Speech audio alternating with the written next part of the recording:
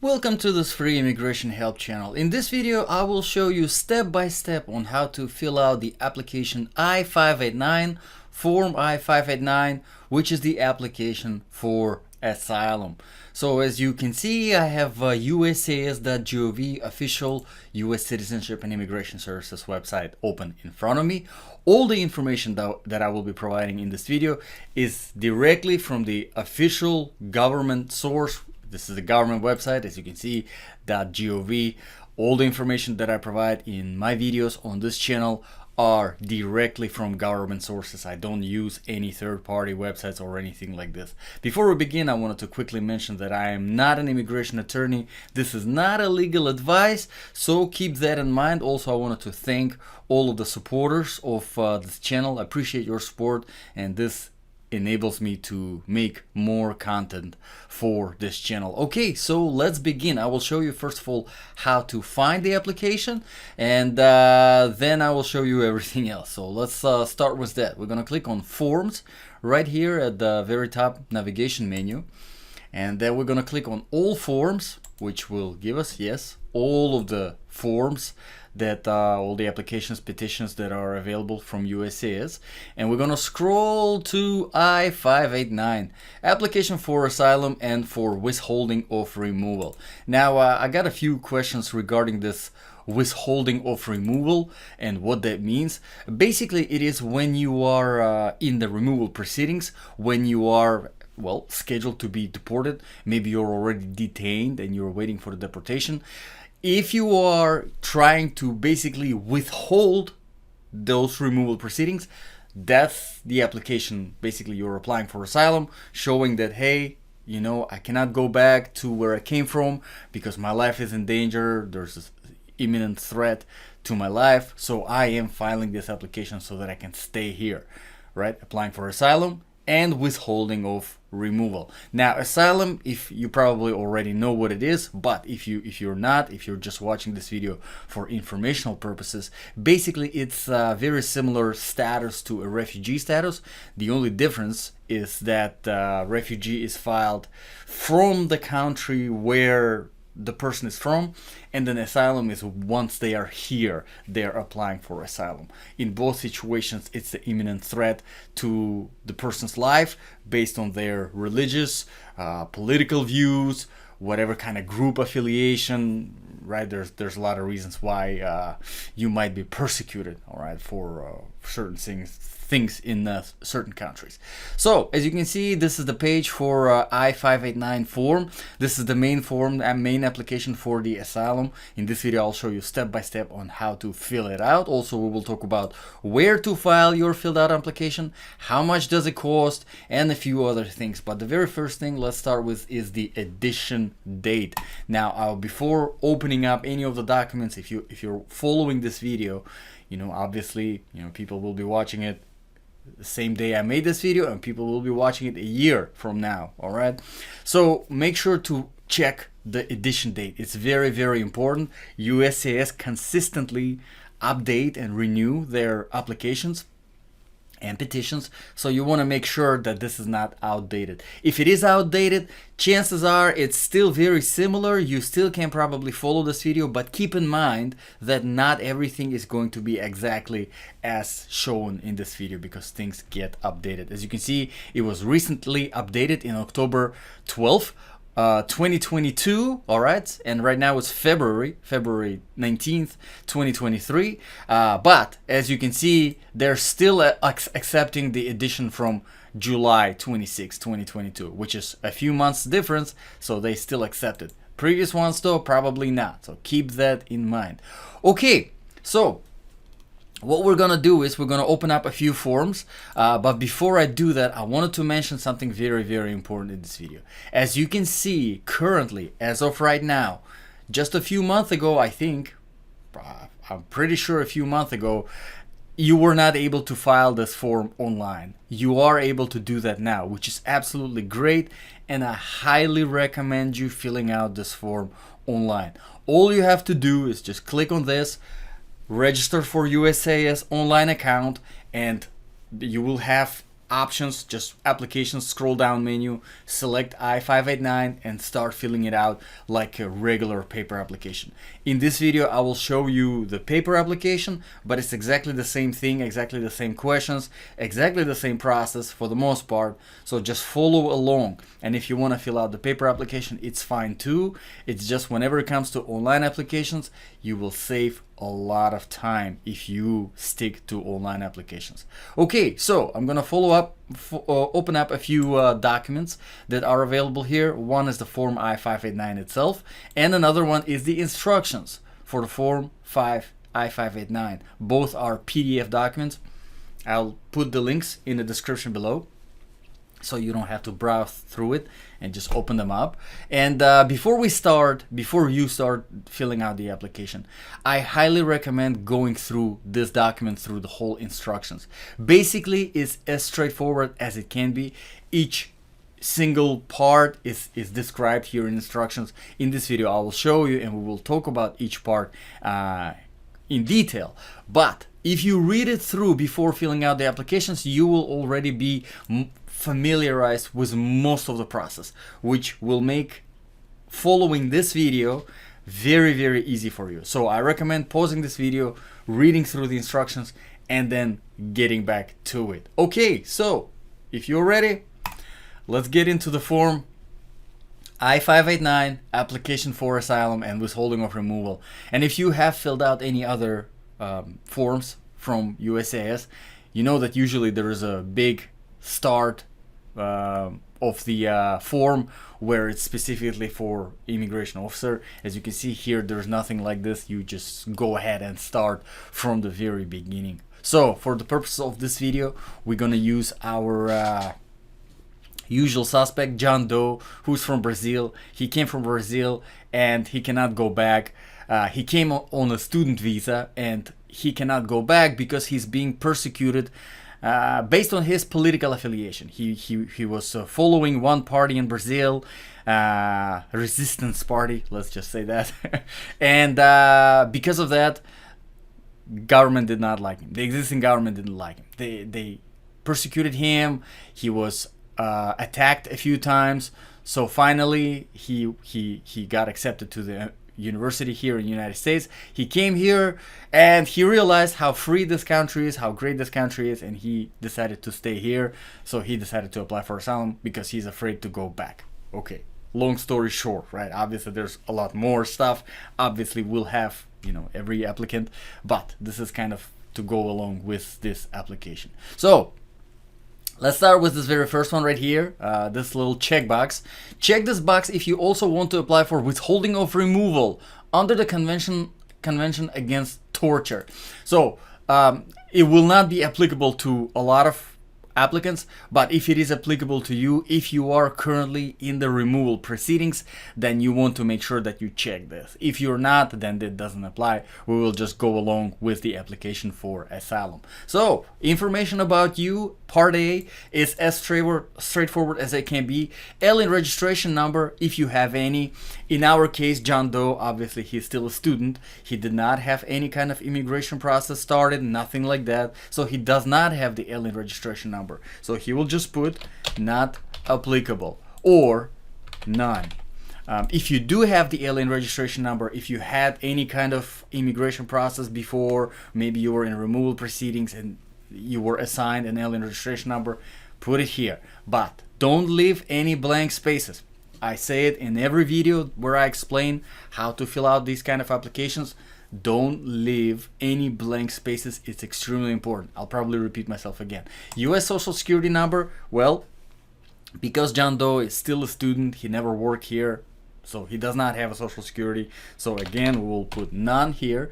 Online account, again, we don't have that because John Doe is filling out the paper application. But if you create the online account, sometimes, not all the time, I don't know what it depends on, maybe where your location, or I'm not sure, but I've noticed the pattern from the comments, from all the cases that I've been dealing with.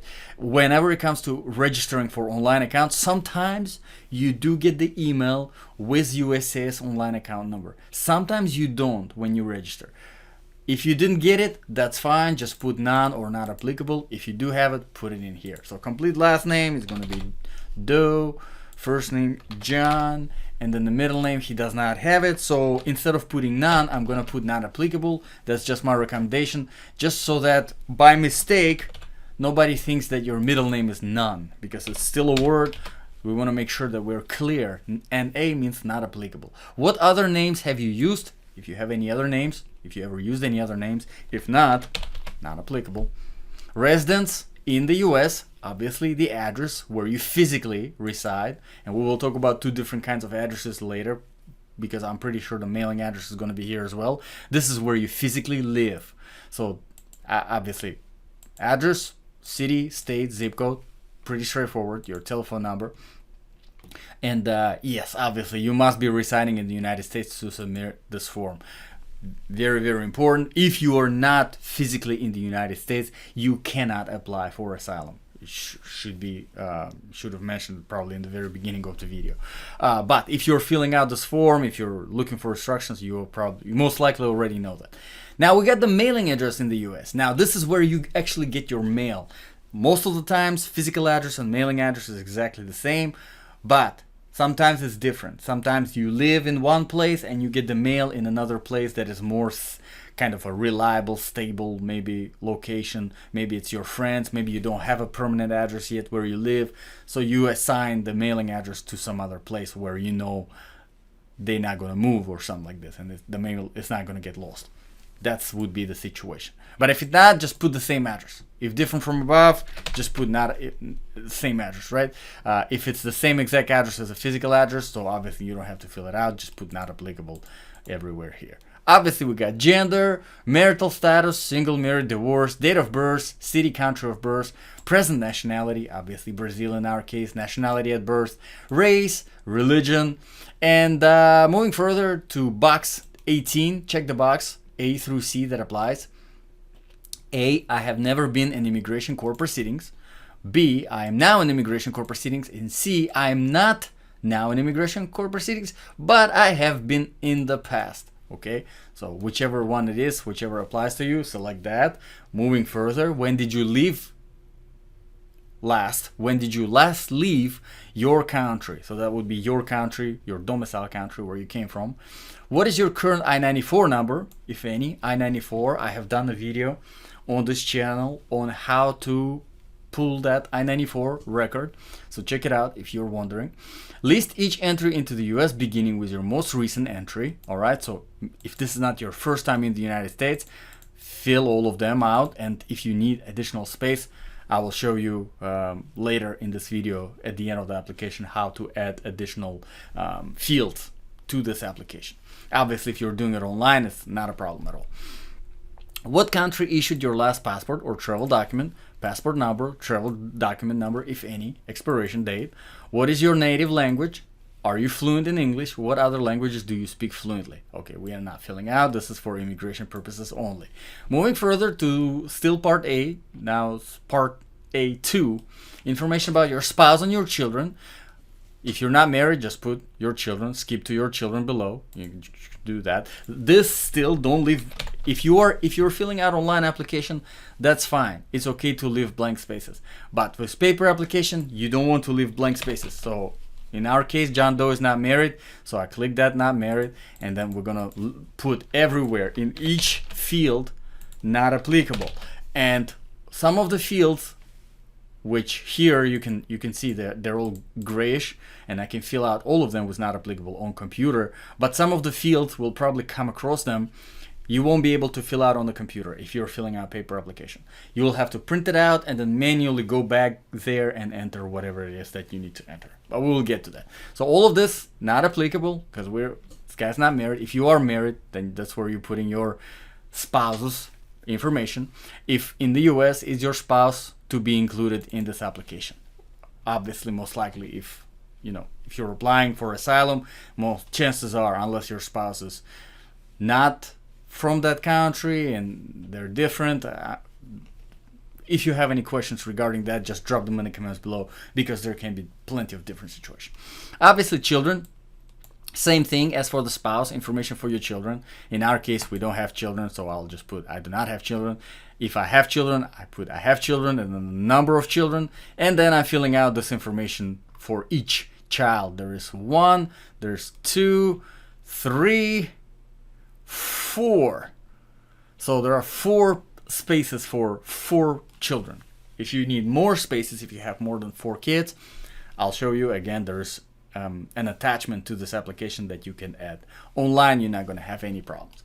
Okay, moving further to part A3, information about your background. Okay, so we're going to list all the addresses, list your last address where you lived before coming to the United States. Okay, if this is not the country where you fear persecution, also list the last address in the country where you fear persecution.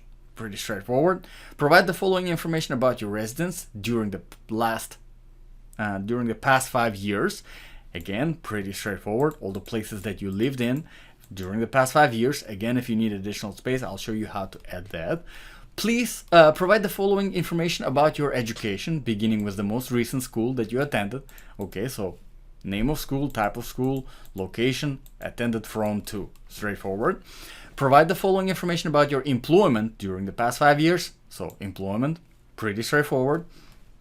Provide the following information about your parents and siblings. Again, pretty straightforward. Mother, father, siblings, if they're deceased. If they're not deceased, then current location, city, town, and country of birth. Pretty straightforward. Okay, moving further, we got the information about your application. That's the part B.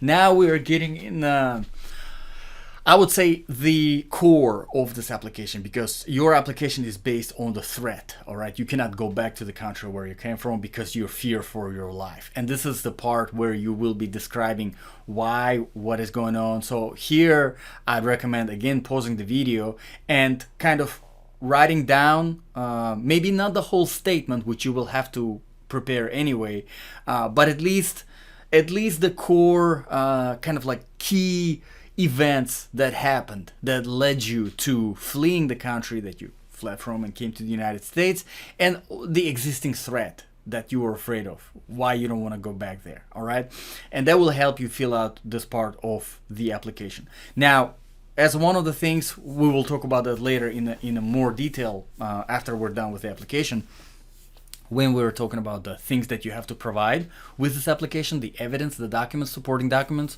But one of the things that you will have to provide is that statement where you describe in detail when it happened, what happened, why are you afraid, all the threats, everything that happened, right? What led you to be here and claim this asylum. Now, I've done a separate video on how to write that statement. I think it's called asylum statement, or writing the asylum statement, something like this. It's uploaded to this channel, so check it out. I think it's going to be helpful if you don't know how to write that statement. But basically, it's an essay about your life, describing all of the events, and based on these events, you will have to be providing the evidence, supporting the information that you provided in this statement. So it's very important to have it. If you already have it, let's move on with this. It will be pretty easy for you to do because you will basically be just copying and pasting it. But if you don't have it yet, this kind of hopefully will help you to get the idea of what USCIS need from you in order to kind of move on with that application. So let's start from the very beginning and start with question 1 right here. Why are you applying for asylum or withholding of removal under section whatever 24(1)(b)(3) of the INA, or for withholding of removal under the Convention Against Torture? So why are you applying? I'm seeking asylum or withholding of removal based on. That is why you were persecuted. I don't think this question is worded very well by USCIS, but basically it's based on which factor you are being persecuted in your country that you ran away from. Okay, race.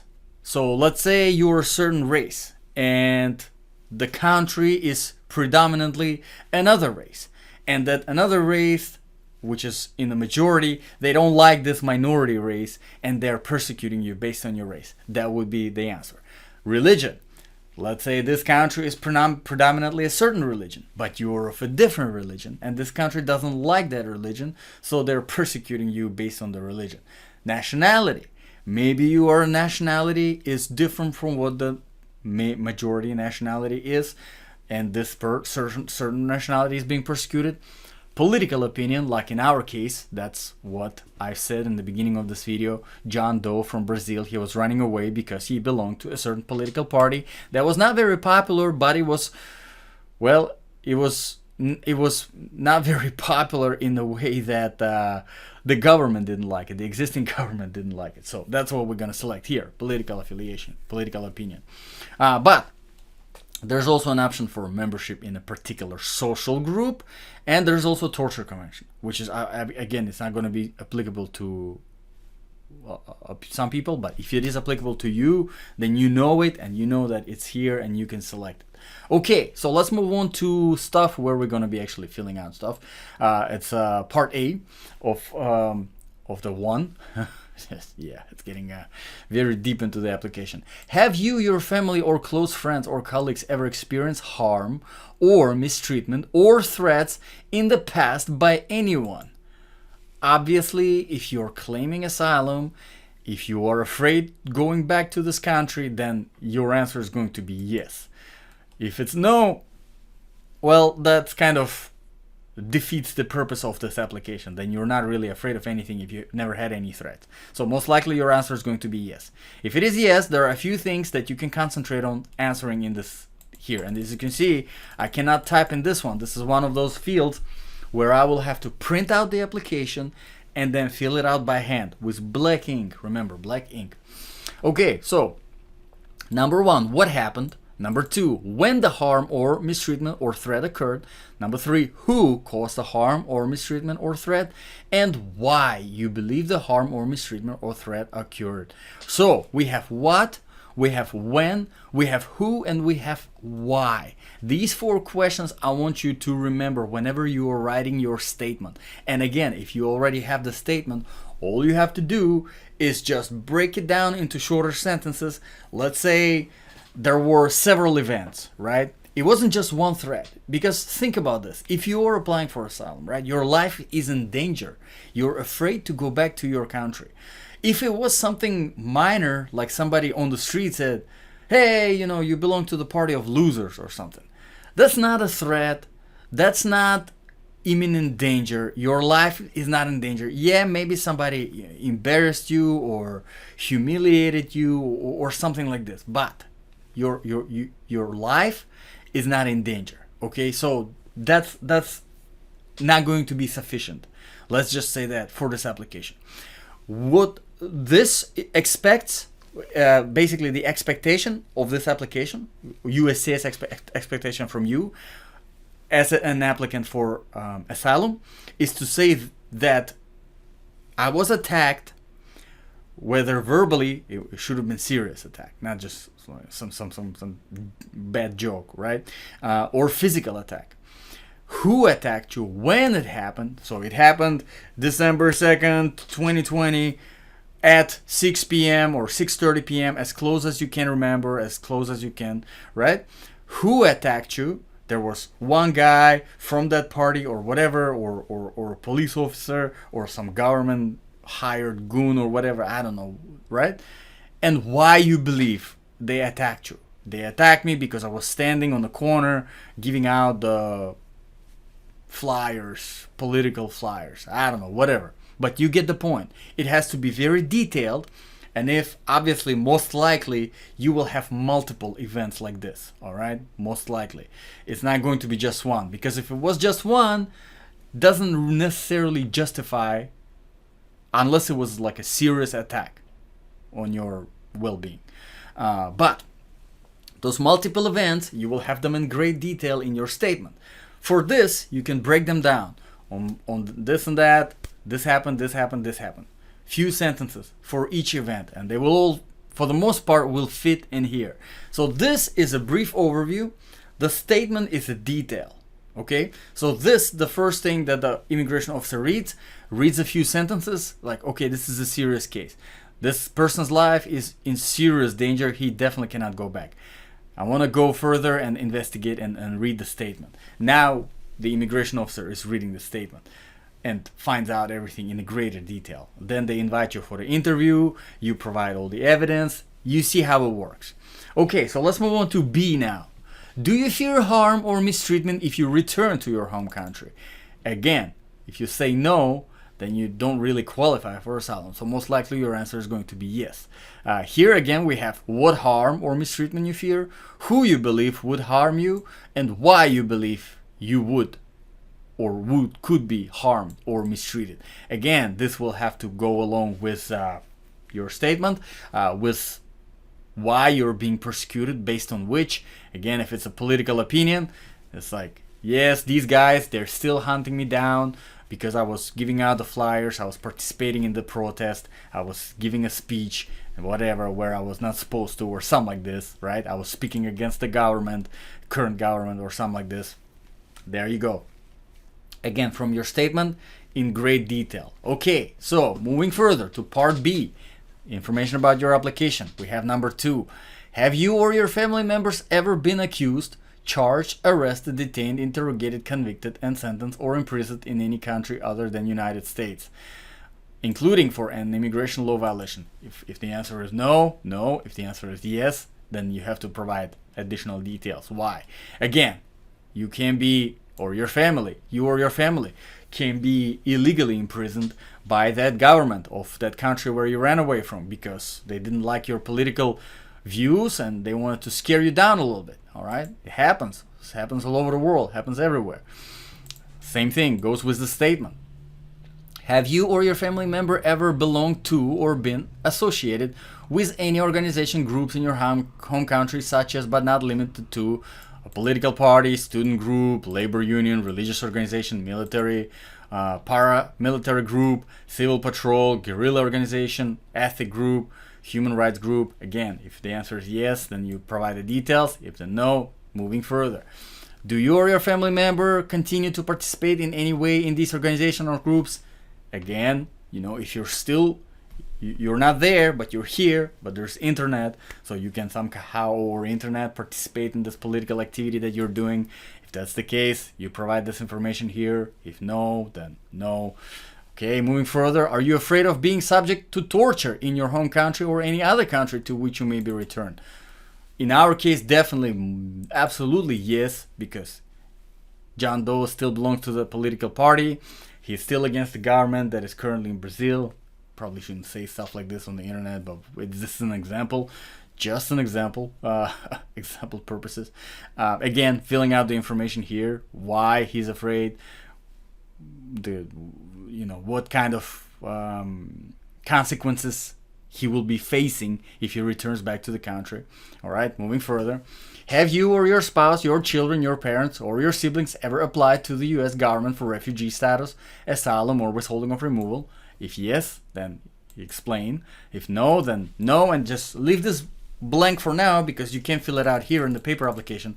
But once you print it out, blank ones, NA, not applicable. Okay. After leaving the country from which you are claiming asylum, did you or your spouse or children who are now in the United States travel through or reside in any other country before entering the United States? Again, either yes or no. Have you, your spouse, or your children, family members, such as parents or siblings, ever applied for or received any lawful status in any country other than the one from which you are now claiming asylum? Again, yes or no.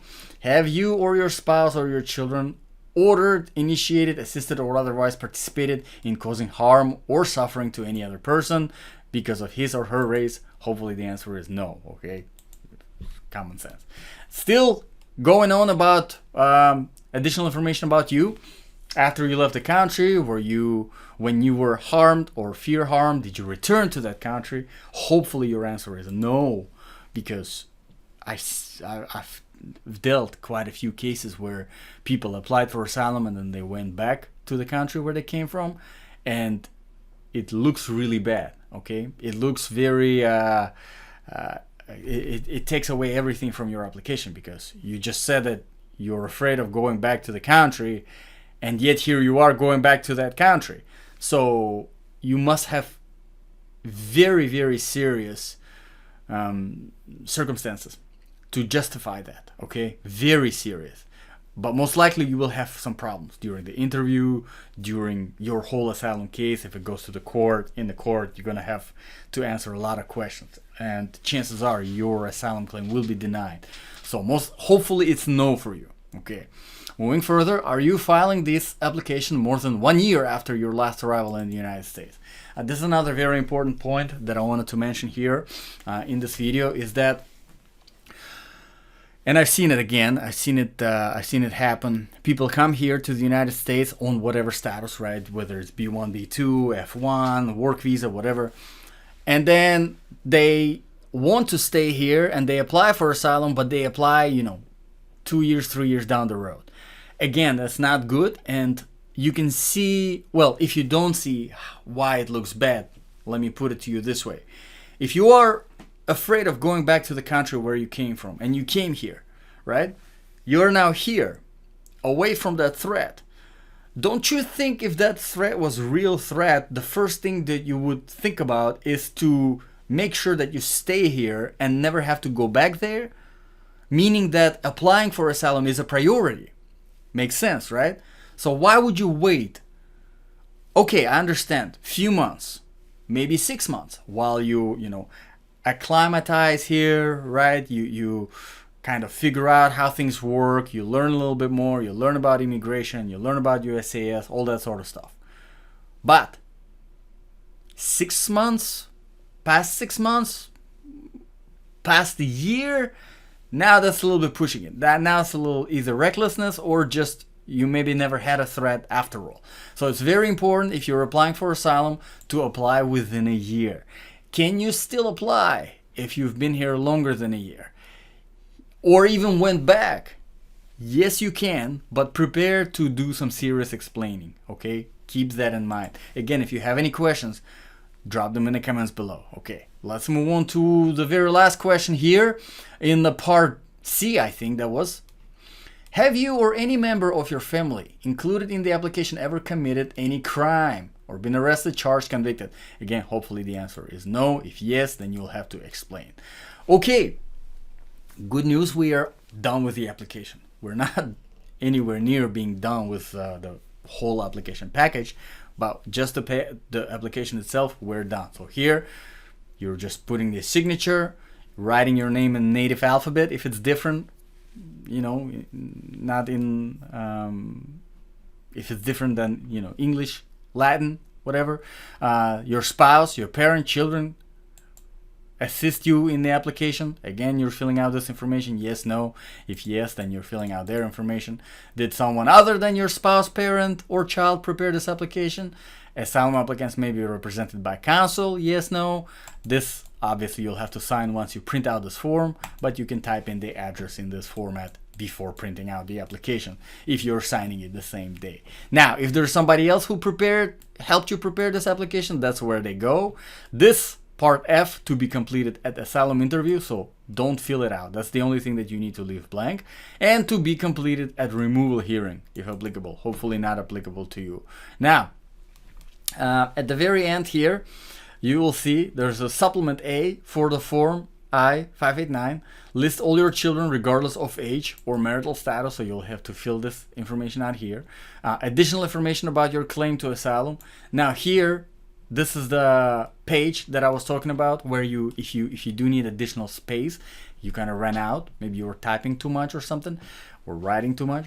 This is it. You can edit here with the supplement B. So you just put the part number, question number, and then you go with additional whatever it is that you need to type in. So good news is that we're done with the application itself.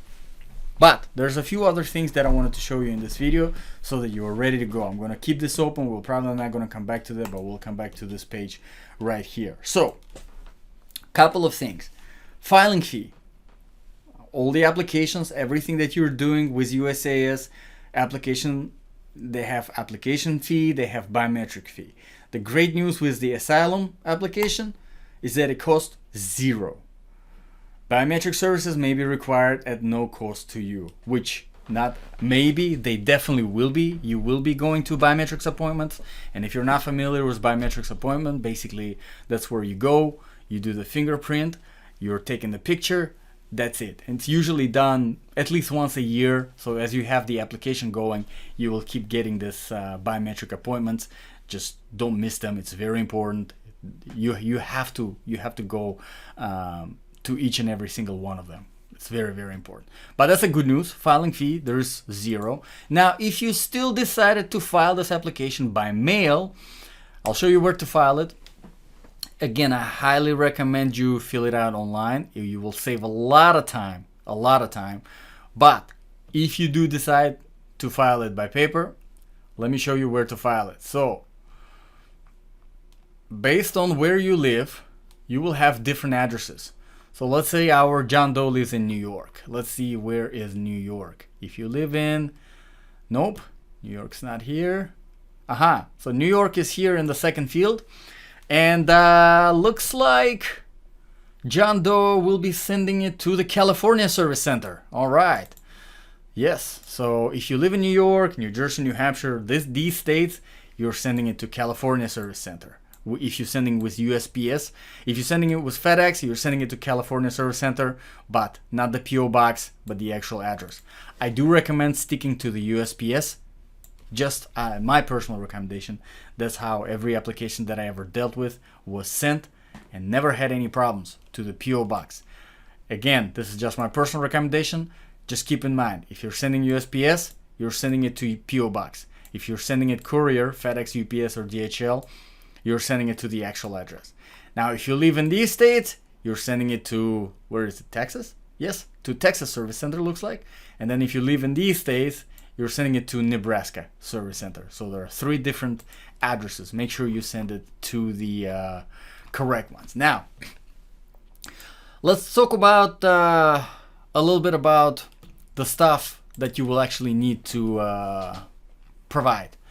Besides the application itself, there's no fee that is associated. You already know about the statement, so let's talk a little bit about the statement, right? I've already mentioned with the statement, that's basically where all of your supporting documentation will come from, right? So whatever the event happened, let's say you were attacked and you were hurt. Obviously, most likely you had to go to the hospital. There you go. Statement, medical record from the hospital showing that you were admitted. Most likely you filed a police report. Somebody attacked you. There you go. Statement from police department. Police report that you filed. The response from them. The investigation that they've done. What they have found. If there was some kind of court involved. All the court documents. If there are pictures. There you go, pictures. That would be the individual supporting documents. So for your specific, for your case, for you, documents showing the things that you are describing.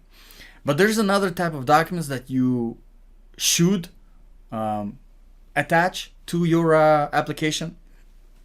And that would be more specific to your country. Not your individual situation, but the situation in general in the country. If you are being persecuted based on your political affiliation, chances are, most likely, probably like 99.9% chance, is that everybody else who has the same political affiliation, they are persecuted as well. All right. So if that's the case, most likely there is information on it. There are newspaper articles, there are reports from international organizations, like, for example, World Health Organization or United Nations or UNESCO, UNICEF, right? All of these organizations that are, all over the place, and they are in everybody's business, basically. One of the things doing reporting on the situation in the country. So if somebody is persecuted on the political affiliation, if somebody is persecuted based on religion, based on race, that information usually is available in these reports to show on macro scale that this is happening in this country. This is the kind of stuff that you also want to attach to your application. Because, for example, you're saying, right, let's say, hey, on this date, on this time, this happened to me. I was attacked by these guys who were maybe from that party, because I've seen them, because maybe I crossed, maybe I don't know them, whatever, doesn't matter. But I think, or I know for a fact, that they have attacked me because I belong to this party. Okay, so you're showing the medical record, you're showing the police report that you filed against these guys, but you're also adding, let's say, from World Health Organization, showing a report that in this country, in our case Brazil, in this country, this and this happens. People from this political party are being targeted by people from the government, or from that political party, or from police, or from whatever, from law enforcement, doesn't matter. But the point is, you're showing it your case, and you're showing it the case that is the case in the country, that it is usual, that you are not the exception, the only one, so that whoever's reviewing your case, they can look at it and think like, I mean, nobody else is being persecuted because of their political affiliation. Why is this guy? Maybe he's not being persecuted based on political affiliation. Maybe he's being persecuted based on something else that he's not telling us, right? All of these questions. We don't want these kind of questions. It's very, very important that questions like this do not come up, okay? So hopefully that makes sense. Now, let's talk about the required documents in general. I'm going to read a few, and we will talk about them, and we will talk about some required copies. If you're doing mail paper application, you will have to know this information. So, the completed signed original and one copy of your completed application. So, that makes two, right? So you have the original and you have the copy that you have to file.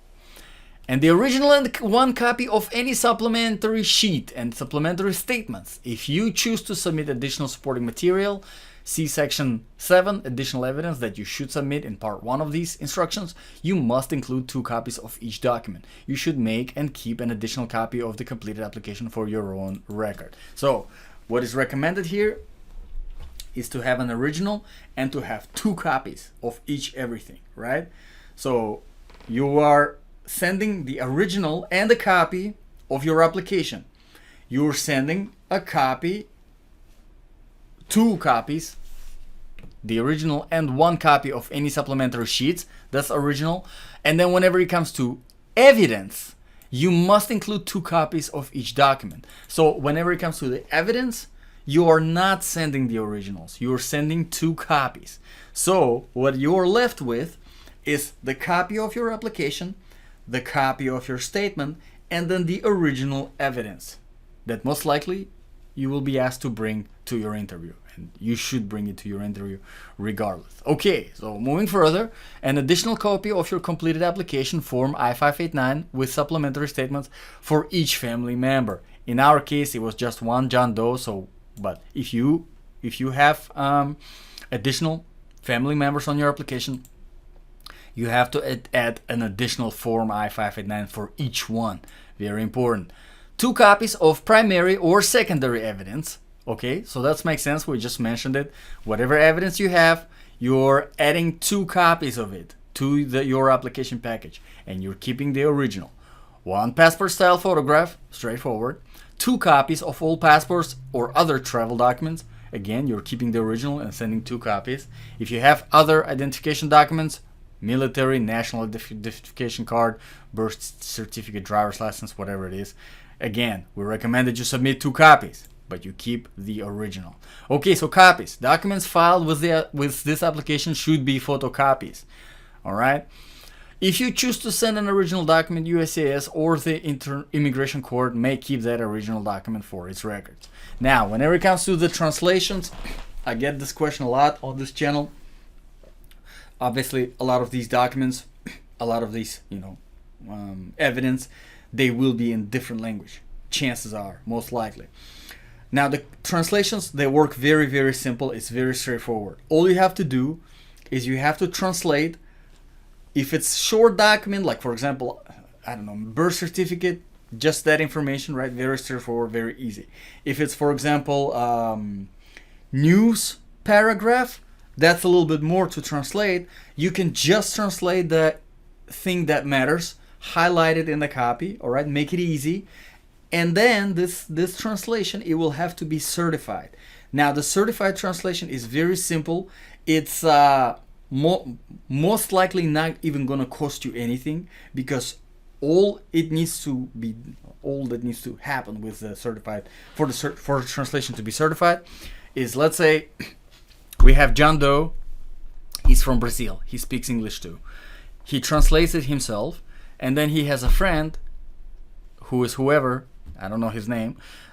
He's also from Brazil, and he speaks Brazilian, I guess, or Portuguese, whatever they speak in there, and he speaks English. So John Doe takes this translated document to that person and shows him and says, hey, can you please verify that it's accurate, and sign it and say that you speak both languages and that the translation is accurate. He reads it, everything's correct, he signs it, and he puts his name there and says, I certify that this translation is a legitimate translation from English, from Brazilian to English, right? Date, his phone number, maybe not necessary, but would be helpful. That's it. It doesn't have to be notarized, just certifying, saying that by someone who knows both languages. It's more than enough. And a lot of times we do have friends that know both languages, so just ask them to sign it for you. Very, very straightforward. And that's really it. That's really it. I know it's kind of a lot of information, a lot of steps, and I it's 46 already minutes into this video, so it's kind of a long video, but obviously I went really, really fast in this video. So I recommend, if you have any questions, just ask them in the comments below, and I do a video where I answer all the comments, all the questions, at least once a week. So just subscribe to this channel, turn on the notifications, and I will answer your question. I don't get to them quickly, but I do get to them eventually. So make sure to ask the question if you have any. One of the harder things to do in this whole application process, whenever it comes to applying for asylum, is of course the statement itself, because you have to be very detailed in the statement. You will probably take some time writing it. You can't really write it in one day, because you can write it in one day, but it will take some time preparing all the evidence, putting it all together. So I highly recommend watching the video where I describe how to write that statement, because I describe the structure, I describe the putting the exhibits, and just preparing it and making it look not really professional, but easy to follow, because that's your goal here.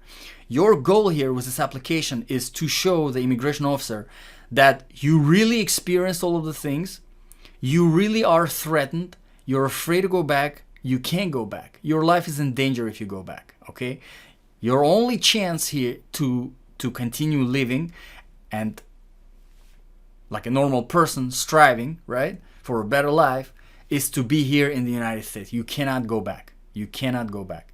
That's the goal with this application, right? So you use the application, but as you can see, much more important part is going to be that statement. So hopefully this was helpful.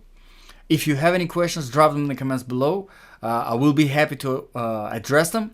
And I appreciate your time. Good luck with your process. I will continue making these videos, and hopefully you will find them helpful. As always, God bless, and I'll see you in the next video.